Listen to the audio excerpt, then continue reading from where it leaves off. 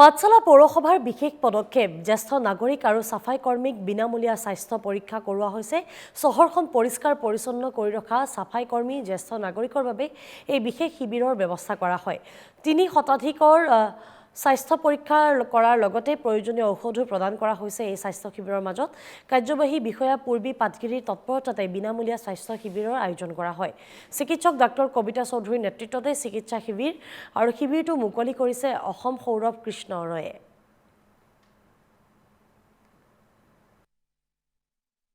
পাঠশালা পৌৰসভাই যোৱা সপ্তাহৰ পৰা বিভিন্ন অনুষ্ঠানৰ লগতে এইটো আমি সাফাই কৰ্মচাৰীসকলৰ যিটো স্বাস্থ্যৰ সজাগতা, তেওঁলোকে যিখিনি লেতেৰা কাম কৰি থাকে তাৰ ওপৰত আমি বিশেষ সজাগতা অভিযান আৰম্ভ কৰিছোঁ। লগতে আমাৰ যিখিনি জ্যেষ্ঠ নাগৰিক তেওঁলোককো এটা আমি শৰীৰৰ তেখেতসকলে যিহেতু চাকৰিৰ পৰা অৱসৰ বিনোদন কৰি তেখেতে এটা ভাগৰুৱা অনুভৱো কৰে বা তেখেতসকলক মৰ্যাদা দিলে তেখেতে খুব ভালো পায়। কিন্তু গতিকে আমি এইখিনি কৰিছোঁ আৰু আমি ডাক্তৰ নাৰ্ছৰ সহায় লৈছোঁ।